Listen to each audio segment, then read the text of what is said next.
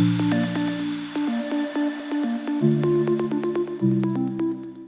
guys, Heather here from Naturally Present. Thank you so much for tuning into another episode of the Naturally Present Life series. I'm super excited once again to be with you today.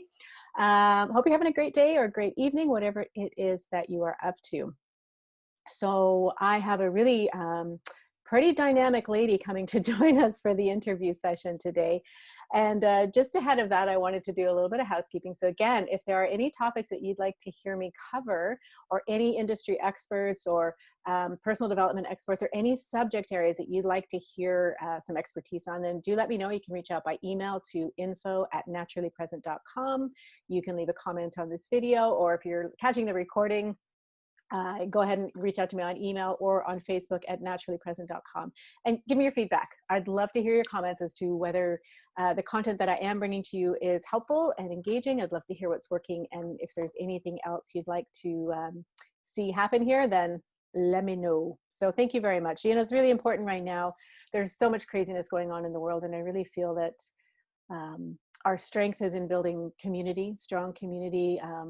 Our currency is our relationships with each other, and the respect and the honor that we can bring to those relationships and to the groups that we engage in. So my goal here is really just to build up a community of people who are interested in growing and in raising and expanding vibrational consciousness, internally and externally. And so if there's any topics that you'd like to hear covered here, please do let me know. So just before I bring in our guest, I was going to talk a little bit today about choice, because I think this is a really important topic. There's a lot of turmoil going on in the world right now, right? With the global economic downturn, all the close-ins from COVID, and now things reopening, and the uncertainty with all the racial stuff that's going on in the world. There's a lot of huge topics rising to the forefront.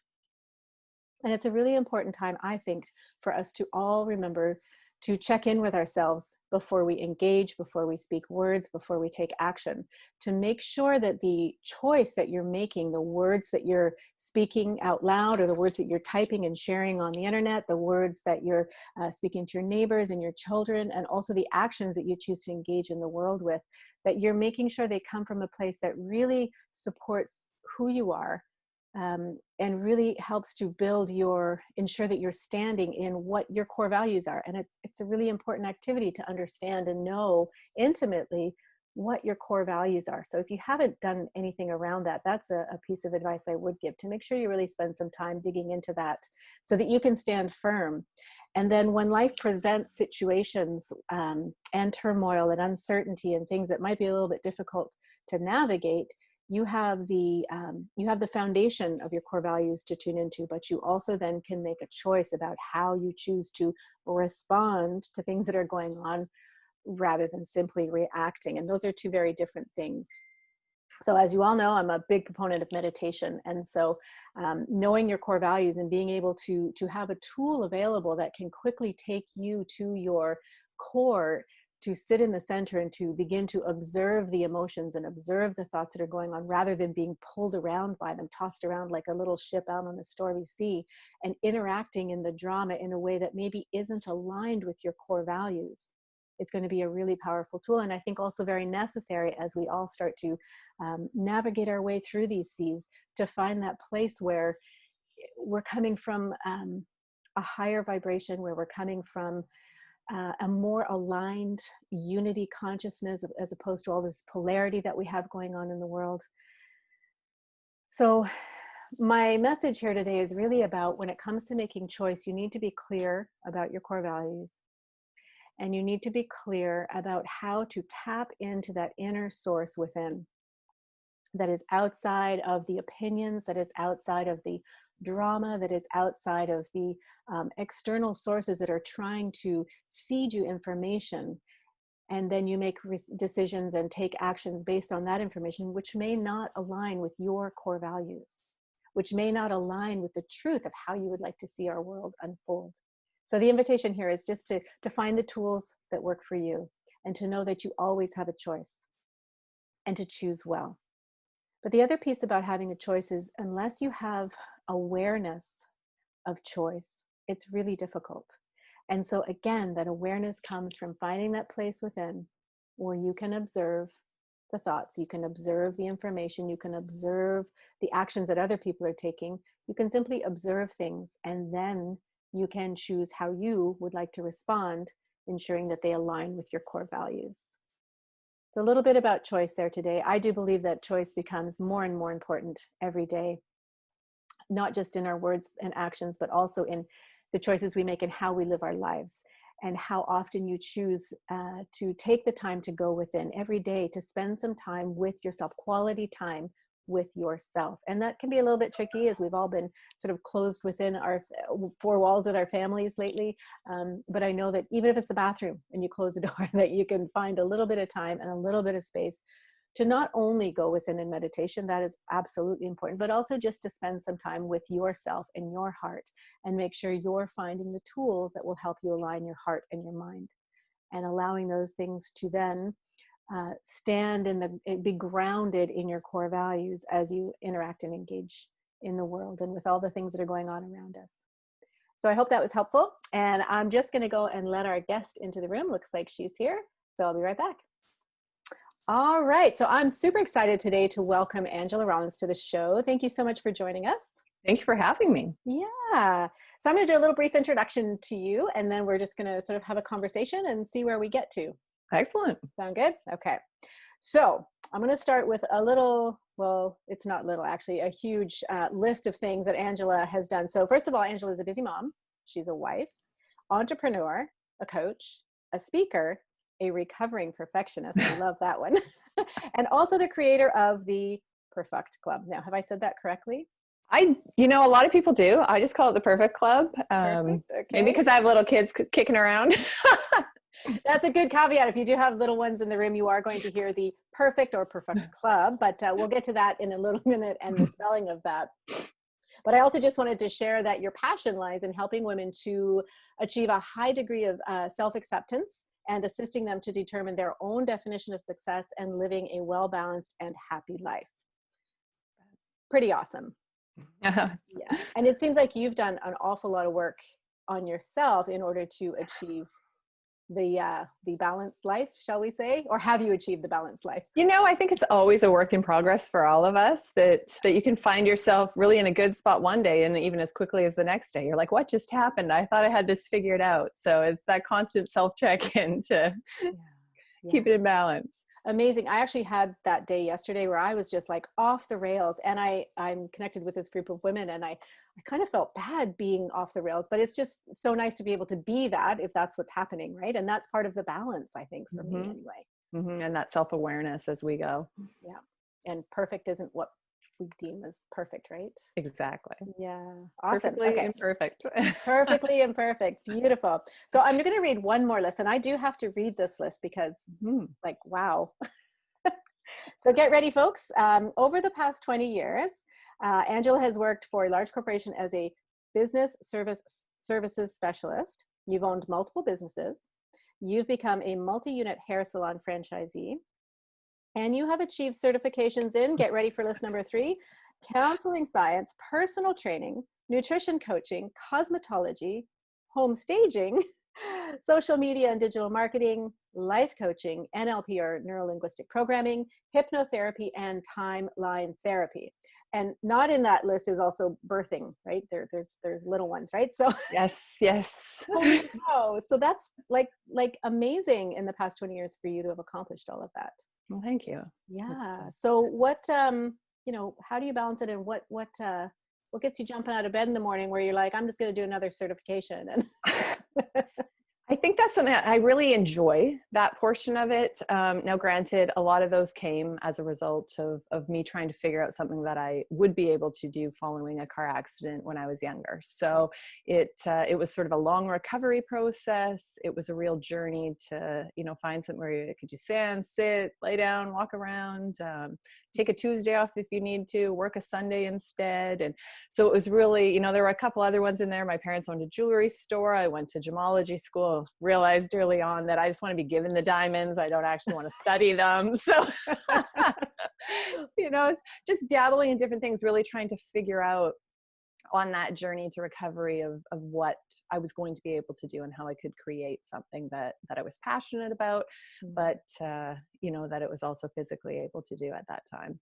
Yeah. Yeah. And did you have any mentors or sort of people along the way that made you sort of that spark of change? Yeah. So that, you know, I really realized when I was 19 that I had been living life for other people, and I was a real yes person, and I was a very good student. I was kind of following that textbook path of, you know, athletics and working and post-secondary, and had never really had even a summer off.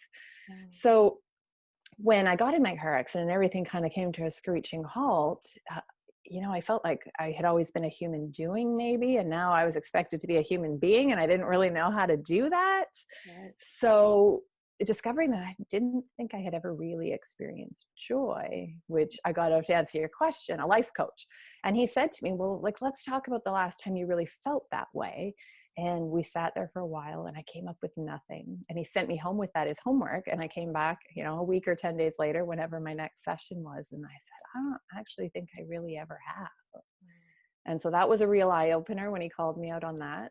And, you know, so did that, went to the counseling, went to the life coach, and was just like, I don't want to be 60 trying to figure this out and feeling like I've missed out on so much that I might as well just dive right in and start the process. Yeah. Awesome. Are you still with that coach or no? I am not. No, actually, that was a funny story in itself, because my parents used to say, I don't know why you keep going back, because he actually didn't like me. He told me he didn't like me. He flat out said that, you know, I don't particularly care for you. And yet I kept going back because he was the only person I had found that would really call me out on my stuff. Yeah. And everybody else, I could run on this hamster wheel, and I could say all the right things, and, you know, I could convince them that I was doing all the right things. And then I'd go home and be equally as miserable as I had been previously. Right. That's beautiful. I actually just, I think it was on the last episode I did where we talked about, it was another coach, and we talked about how, you know, sometimes you need to find a coach that's similar to you, but sometimes you need to find one that's like polar opposites in order to really dig deep. Right. Mm-hmm. And sometimes you need both. Yeah. So those met. Yeah. And there was a lesson in that, just being okay with the fact that he didn't particularly care for me. Yeah. It's not something we like to hear, but yeah. No, but I kind of wanted to know why and figure out why. And Did so you that ever was get an all. answer? No, I mean, I actually would have to say that, in my humble opinion, that we were actually quite similar at the end of the day, and we almost butt heads in that regard. Right. Huh, very cool. But no, I don't know. Yeah. So another question I wanted to ask you, and you may not be able to answer this, but I'd just like to hear your perspective. And that is, so we know that you had a car accident at 19, and that was a pretty major shift for you. And for some people who come into personal growth, there is that major life event, hitting rock bottom, losing, whatever it is, there's like a major life event that pushes them in a direction. And for other people, they don't have that. And so I'm curious, have you ever thought about, if you hadn't have had that car accident, like where your path would have taken you, and if you think that these things would have come to you in a different way without the life event? I think that a lot of the things that I did experience just were put into a shorter timeline, you know, friendships and realizations. It was just kind of like a crash course, you know, pun intended, in those things that I think down deep, I really already knew that I was struggling. And it was just a matter of needing that almost permission, in a sense, to dig into that. And, you know, I had a very supportive family, but there were high expectations. And to just be able to almost step back and breathe and go, okay, now it's my journey. Now I get to figure out what I want this to look like for me. Yeah. And I remember having that conversation with my mom at one point, saying, like, I'm so grateful that you want the best for me in life, and that you want me to achieve all of these things and be successful, but you don't actually get to choose what that looks like. And, you know, she paused and she was like, you're right, I don't. And I'm glad you were able to kind of put that in perspective for me. So I'm grateful for the fact that, you know, they do listen and they received that message well.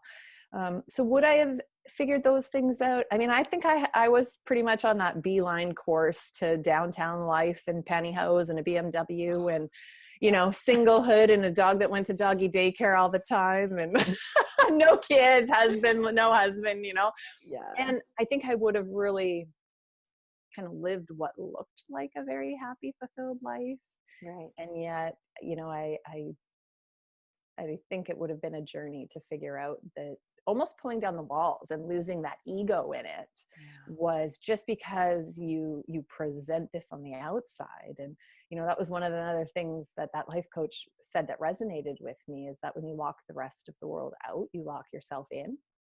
And that was powerful to me. And I was like, oh, I get it. And it's like, if you don't let people see or put out there that you aren't happy and you aren't fulfilled, he's like, you're the only one that's not buying what you're selling.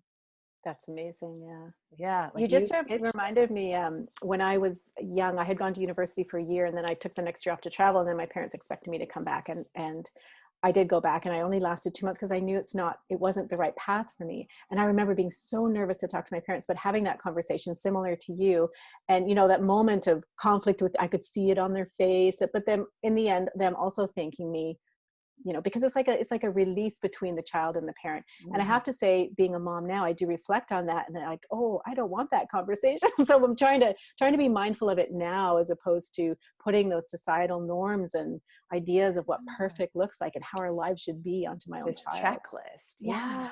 You got to meet this criteria. Yeah. Cross it off your list, and Exactly. So stand in your own power. mm-hmm. Yeah. So I'd like to hear a couple of different things from you, but number one, so let's talk about the Perfuct Club. Mm-hmm. So tell us a little bit about what that is, how it came to be, how you came up with the name, Yeah. and what your vision is for it. Well, it's funny because when one of the things that I discovered in my 20s that I was quite good at doing was connecting with people and having those conversations. So I actually started the speaking in my 20s. And at that point, it was called Envious Lifestyles. And so that in itself was, how it's evolved. You'd almost think it should go the reverse way. Yeah. But I think that, again, it was that projection that I had it all together and everything was great, and how I had overcome all of these obstacles and, had figured out a new path. And yet my heart was empty. I was really unhappy, but it looked really good to the outside world. So, I actually took a step aside and a step back, like a full step back from it, and thought, here I am, everybody else is sending me these lovely emails and telling me these great changes that they've made and all of this progress. And I'm like, I'm a fraud. Like, I didn't, it was just, I'm glad it's working for you, because it's not working for me yet. And so as time went on, and, I think growing up too, I hadn't really experienced a lot of failures because I just avoided doing anything I wasn't good at. Right. I don't like it, or I don't want to. And so just putting yourself out there and allowing yourself to make mistakes and not be perfect and be vulnerable. And, that in itself was a journey. So then I, dabbled in some other things and did some more schooling, but knew I would always circle back to this. I just needed to reframe it and come at it from a point where maybe I wasn't always rehashing what was a negative either for me, and really seeing what the positives were. And I think back then I was still in the thick of it, that somewhere we can say in our brains, there's got to be a positive in this, or look for the positive, but I hadn't really identified what those may be yet. Right. Yeah. And so as I had more experiences and, relationships came and went, and jobs came and went, and, more physical challenges, and I really started to figure out that it's okay to ask for help, or to say, I'm not okay. And, I think I was very fortunate to have friendships that just absolutely stepped up to the plate and support, but I had to be open to that. I had to be willing to accept that. And that was a huge lesson in itself. So as time went on, and the more reading and learning and coaching that you participate in, and events and courses that you take and workshops, I think I just really realized that my happiness would come more out of accepting that I'm never going to be perfect. And it's okay to not be. And it actually makes you more likable. So all these people you're trying to please is, be authentic, be genuine. Like, what you see is what you get. It doesn't mean I'm done growing, but it's okay to just have self-acceptance and let go of the shame and the expectations and, Yeah. so I think that that's how, all of a sudden one day it just came to me and I'm like, perfect. Anyone who knows me too knows I'm absolutely anal retentive about spelling. So if I see something spelt wrong, like even spaghetti sauce, I can't buy my favorite spaghetti sauce because I had a spelling mistake on the label. Oh, yeah. So, that in itself, and putting that on the hoodies and getting that out there and just going, no, this is what it is. And this is all part and parcel of the lessons that, I have to learn, but just letting other people know too, that our imperfections are what connects us and allows us to support one another and be authentic and to determine our own definition of success. It's not solely monetary, that we want success in our relationships and our friendships and our family and, passions and hobbies, and have that full total package. And that's going to look different for everybody. Yeah, definitely. And so when you say it's a club, what does that mean? Like, how are you engaging with other, is it only women or is it both? The speaking stuff and whatever, I have done the men thing. This one here was, I really did target in on women. And I think that, society's tough on women. Yeah. It's, I think we're getting it from every angle and, the media. And I think oftentimes men are harder on women than they are on men, and women are harder on women, and we're harder on ourselves. We're harder on ourselves, most hard on ourselves. Yeah, totally. Yeah. So just the idea that it would be a safe place for people to acknowledge where they're at, and just, there is no perfect starting point, that you can start exactly where you are. And in fact, you have to. Yeah, exactly. So just really like being willing to dig in and examine those things. And sometimes it's not always stuff that we want to look at. Yeah. And we don't need to sit and belabor those points and stay there long, but to acknowledge them and realize that, okay, these are the areas of my life that I really want to focus on, and how can I better be me? And that, if I ever try to be like anybody else, the best I'll ever be is second best. So just own who you are and accept it and be the best you. And wear a Perfuct sweatshirt. That was really yeah, the first time I heard of your club was when I saw, I think it was Cheryl had posted a picture, and then Sherry had one. So it was just, I saw it and it immediately got my attention and my curiosity, because there's something about that you align with, like, yep, I'm in there. It's been such a talking point. I really didn't intend for the clothing line. Like, that was just literally out of me getting a piece and going, oh, this might be a fun idea. And it would be another way to get people talking. And, you're walking down a path with your dog and someone's like, oh, wait, hold on, I've had people message me and say, I met someone, I asked them how they knew you, and they said they didn't. And we started a conversation. And so it's been really neat to see that it's just a big, bold, simple font, but it really got people's wheels turning. And I was like, okay, so yeah, it kind of took on a bit of a life of its own, the clothing line. And that one's been really fun. Awesome. And it's building community, right? When people who don't know each other see that, and there's a recognition. And so what are other ways that you engage the community? Are there, do Facebook groups, or like what is how do you bring people together through the big goal is going to be with the clothing line too, is when the dust continues to settle on all of this craziness, that more get-togethers and doing the photo shoots even for it. Anybody who wants to participate, is that we're, it's not a perfect size. It's not a perfect model. We're the real deal. Like, you can come with your sweatpants and your mom bun and, no makeup, do whatever you want, but we're going to have fun, and we're going to get out, and we're going to be a part of the community, and we're going to volunteer, and we're going to have our workshops where people can just come as they are. And the other thing that I love is if someone says, and I started this way back when I was coaching, when I first in my early 20s, was, you want to do something, let's go do it. You need a wing woman, I'll be your wing woman. You want to go to that networking meeting, drop me a note. If you want to go ninja wall climbing, or, something that you've always wanted to do, you're scared to walk in alone to that yoga class or that women's group, is like, okay, let me know. I'll be right there beside you. And Oh, that's beautiful. I'm gonna write your number down and keep that in mind next time. when I have a fun idea, I'm like, let's do it. Let's go. So just allowing people to let those anxieties go around it, find other people who maybe want to try something new. And that's what I love so much about Cheryl's group as well, is it's everybody's welcoming and open arms and allowing people to step into something they may not have otherwise stepped into. So. Yeah. So just for anyone who doesn't know, Cheryl does the Moms Gone Wild here in Maple Ridge and Pitt Meadows. And I know that without Cheryl, I probably never would have gotten on a trapeze upside down hanging from my knees. So that was super You awesome. did that one. That's so awesome. I love it. It's funny because I mean, in the past, I skydived and I've done lots of things, but not for a long time. And now I'm a mom. So things are a little bit different, but I have not had shaky knees like I had at the top. Have you done it? I have not done that one. Oh, it was quite an experience for me. It was, I highly recommend it. Yeah. Okay. Yeah, no, that's been an amazing group for people for sure. Oh, it's brought the community together and just like you're doing as well. It's really nice to see.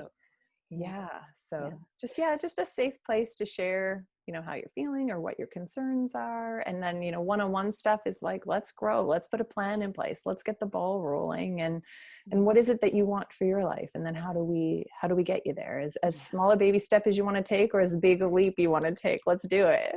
Awesome. So you are still doing the coaching and yeah. So, and I'm assuming that you work virtually as well? Pardon me? You work virtually as well? Oh, yes. Yeah. Okay. Yes. So I know with COVID, a lot of us have had to dive into that, but I thought you said Chili's, and I'm like, no, I have nothing to do with the restaurant. That's why if I had a confused look on my face, I'm like, I just bring this here because this episode will be video, but it will also air as just audio. And so I want to make sure that anyone who is listening to this knows that if they're interested in working with you, that doesn't matter where they are in the world, that they can connect with you. And absolutely. Yeah. So let's dive a little bit into your coaching. I mean, your list of certifications and the things that you studied is pretty big. And I'm imagining you sort of have packaged that into your own methodology or flavor or. Yeah. So I think that, I am a little bit more of a cut to the chase type of person. I want people to be accountable for the results. And, we don't, like I said, we don't need to live and regroup all of those things in your past. It's, let's look at some pivotal things and what are your blocks and what are your barriers and how do we push through those and push the reset buttons. So, hindsight can be 2020, but we also can't do that over again. So where do we go from here? How do we move forward to a better place and a happier place? Awesome. I'd love to get your take on my business, as you know, is naturally present. So I focus a lot on the mind and meditation and that kind of thing. So I'm curious, do you meditate or what's your take on that? In all honesty, it's been something that's been in the back of my brain. And I'm like, I really got to try it because I have a very busy mind. And, it's the wheels are always turning and I do struggle to turn that off. So it's very much something that I would like to try. Even in yoga, sometimes that's been a new thing for me is I'm that person that kind of, pauses and looks around a little, kind of almost wants to giggle. So right. I think Shavasana. What are we all doing lying on the floor being quiet? I feel like it's a real opportunity for me that it's something I really need to give a better wholehearted attempt at. I highly recommend it. It's super powerful. Yeah. Yeah. And so can you talk a little bit about, so I'm assuming with all the work that you've done, that you've sort of been able to clarify what your core values are. So what is it that you do in your own life in order to keep yourself aligned with those core values as you're helping others? Yeah, I think that accountability piece is huge. And, in the salon company, we sort of do a word every year. And last year was accountability. And this year's intention. So living intentionally. So just, really ensuring that before we, take things from here and let them come out of the mouth, that we're in alignment with those core values. So, being integral and I think checking yourself when you get out of alignment, because we're all human. I mean, we make mistakes. I had a less than, perfect moment on the weekend where I was like, oh, darn it. Like, that wasn't your finest moment. And okay, so self-check, realign and let it go and carry on instead of having, the next 7 sleepless nights of fretting and hanging on to it. It's own it. If you got to make a phone call, make the phone call. And so just being true to yourself and being true to your word, I think is really important, and checking in Yeah, you know regularly. what's absolutely amazing is that I think this is maybe episode 7 or 8, so I'm still fairly new at the show, but I always do a little preamble where I talk about different things prior to interviewing, and pretty much everyone has been what just happened here. And that the thing I talked about prior was checking in with yourself, ensuring that your words align with your values. It's just amazing how the synchronicities Mm-hmm. happen here.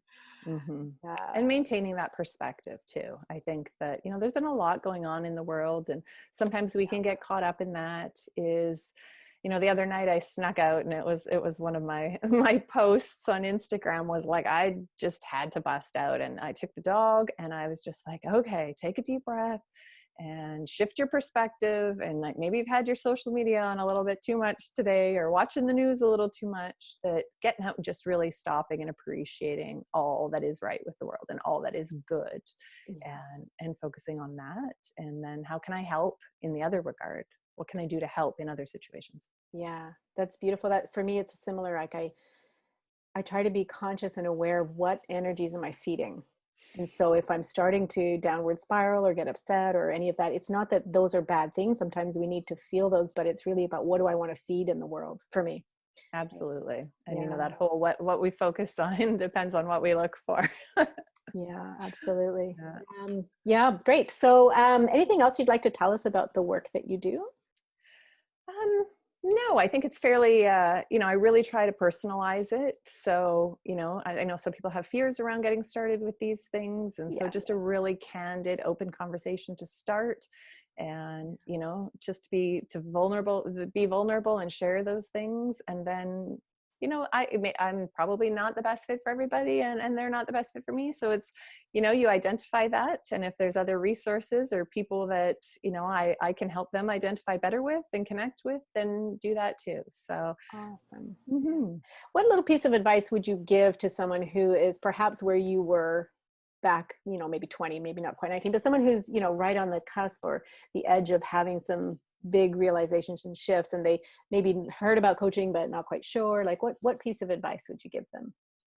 I'd say reach out. If instead of just remaining in that question period, or checking it out on Google, is speak to a few different people, find out what really feels right. I think that you'll know that if you put yourself out there and make a few calls, and take advantage of all of the resources that are out there, or maybe check someone out virtually, attend a workshop, that's how I met my NLP coach. Was I went to a networking breakfast that she hosted, and I was like, I just absolutely love what I'm hearing and what I'm seeing, and I just feel like I need to connect with this person. And I don't always feel that way, but I'm like, I need to work with her.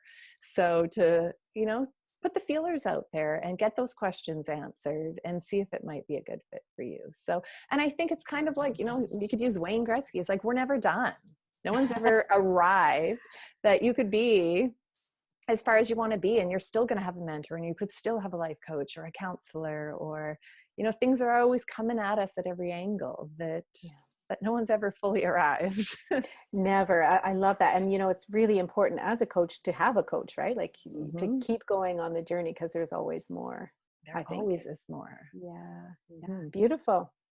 So I would ask one more question, then I'm going to jump into the closing questions, and tell us a little bit about what a day in your life looks like. It's busy. I'm really trying to start those mornings earlier to help maintain that balance a little bit. I've got the kids at home right now, so doing the homeschooling thing. When this all really ramped up, I also had my stepdaughter full time, so she's 21 now, but is on her own. But it was busy. So I usually get up and I check on the salons. There's a lot of being a franchise system, there's a lot of business that way. Then I try and get my social media things done and in there, and get the posts ready and for the day or the week, depending. Mondays are usually a busy day. And then now it's juggling the hats of trying to get the kids set up on their Zoom meetings and the homeschooling, and then back on the computer and Zoom meetings. And so nice to finally be able to get out again and do it, though. Yeah. Had a great connection yesterday in the real world, not behind a Wow. computer screen. Wow. So Congratulations. that was so refreshing and, made me feel really hopeful that, slowly and surely we'll be able to get back out there and do the in-person things, even if it's smaller groups. So Yeah. Beautiful. yeah. And then, usually it's payroll and some less than stellar television programming, in the evening hours and Yeah. maybe fit in a good chat and maybe with the hubby, or Yeah. he's a shift worker too. So we can be passing ships often. So, Yeah. tagging at the door sometimes. Yeah. Yeah. I hear you. It's definitely a busy time. Mm-hmm. Yeah, I know, we talked about, oh, it's going to be so hard to stay home, or we're going to have so much time. And I did see some posts, people who are tackling their home projects. I'm just like, how? When? It's not happening for me. It's busier than ever. Yeah, and pivoting and really shifting things to new platforms and different ways of operating and doing business. So Yeah. fortunately for me, having the salons and being that they're not close to me, is that, I'm on the mainland and the salons are on Vancouver Island in Calgary, is I was quite set up virtually already. Right. So it wasn't a major shift technology wise, as I had already run a lot of my meetings and Right. stuff, via the Zooms and the FaceTimes and the WhatsApps and all of that. So Yeah. Amazing. Okay, we're going to dive into your last questions here. So, and you did have a little time to prepare. Hopefully you have your answers. So could you tell us what your number one tool or technique is that you practice every day, or hopefully every day, in order to keep yourself balanced in your busy life?